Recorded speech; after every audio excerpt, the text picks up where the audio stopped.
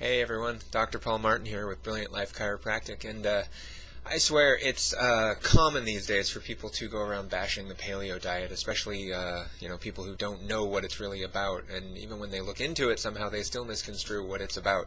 Got another email from Chris Kresser about this, and as I've mentioned before, he's a great resource for all things paleo.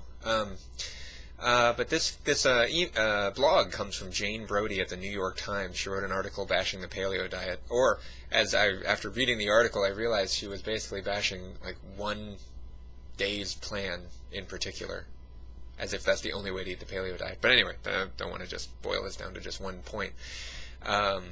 But let's discuss that. She raises a number of different points.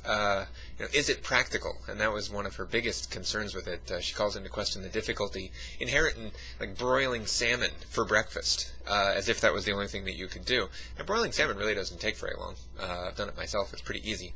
And then, she wonders if you can do this while getting everyone ready for work and for school and all the other things that you need to do.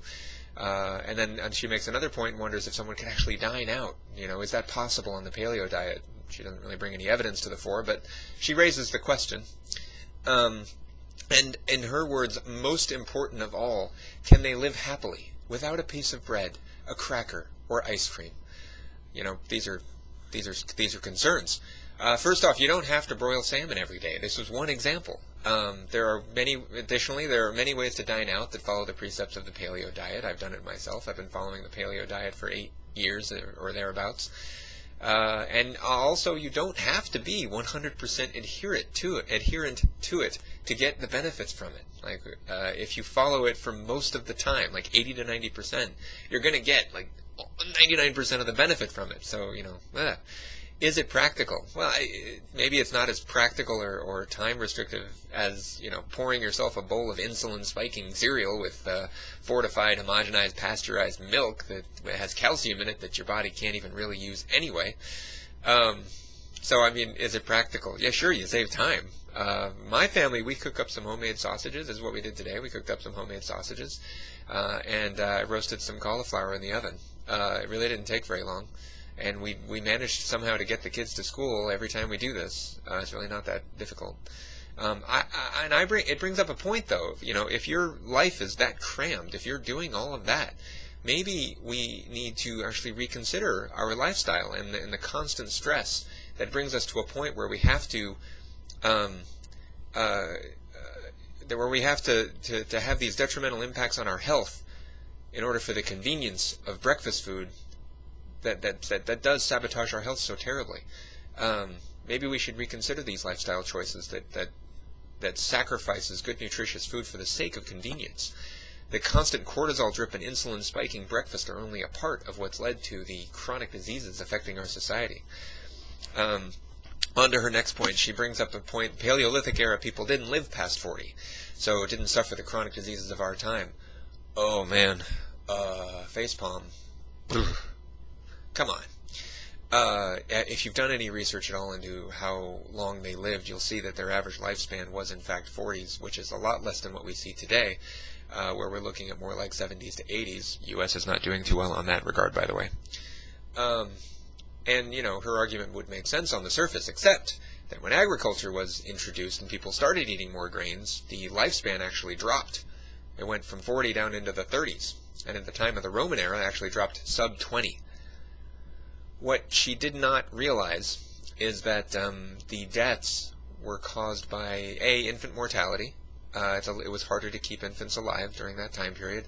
And then beyond that, once you got into those years, you did really well. And most people who died from injury well past 40. It was just infant mortality was higher. The whole living, to say that they didn't live past 40 is a total misrepresentation of that statistic. So, Jane, do your research on that. Look at that. She actually makes the point, this is really interesting, that paleo is better for your health. She cites a study that states that it's better for health and for promoting, better than her advocated diet, which is the Mediterranean diet, at promoting weight loss and reducing type 2 diabetes and coronary heart disease. And yet her vote still goes for the Mediterranean. Her big reason is that it's more flexible. So, She's already decided the paleo diet isn't flexible based on looking at one day's meal plan, and so she's decided the Mediterranean diet is more flexible. And, maybe it is. Eating whatever the heck you want to, whenever the heck you want to, is certainly more flexible than following certain standards for your food. So her biggest argument is that it's inconvenient. And that's probably because she doesn't know what it actually involves to eat that way. But I have another question for you. Is health inconvenient? I mean, do you really think so? Is convenience worth sacrificing your health? That's up to you. In my opinion, for me, convenience is what has led to all the diseases that are plaguing our society right now. It's convenience. It's wrapping up these foods in a package that stripped all the nutrients out of them. It's not taking the time to enjoy your food. It's being so stressed because you're trying to make money and do everything else that you have to do that you don't have time to actually enjoy your life. To me, that's what's not convenient. Jane Brody's advocating convenience, forgetting that that's actually what got us here. You've got to do what's right for you, whatever that is. For me, health is very important, obviously. I'm a chiropractor. I'm an advocate for health. I'm here to help people get healthier. And if you're interested in eating in a healthy way, don't let Jane Brody dissuade you from a diet that is actually easy, sustainable, delicious, and chock full of all the vitamins and antioxidants that you need. It's not deficient in, what did she say? She said vitamin D and calcium, like from a lack of dairy products. Right. Vitamin D you get from sunlight and animal products, and calcium you get from leafy greens, and it's much more absorbable in that state. So, yeah. I'm going to link to the article in the description, and I'll link to a couple of other things too that help to debunk these points. But thank you for listening. Thank you for watching. And if you want to know more about the paleo diet and even a good way to go about doing it, there's lots of resources to look at, including Mark Sisson's blog, Mark's Daily Apple. Chris Kresser's website is great. The Whole 30 is a wonderful plan that has helped many, many people get very, very healthy. And once you learn how to eat this way, it's really easy. I've been doing it for 8 years. I really don't feel deprived, and I'm healthier than I've ever been. I'm also older than I've ever been, so how about that? All right, take care, everyone. Remember, you deserve a brilliant life. Let it shine.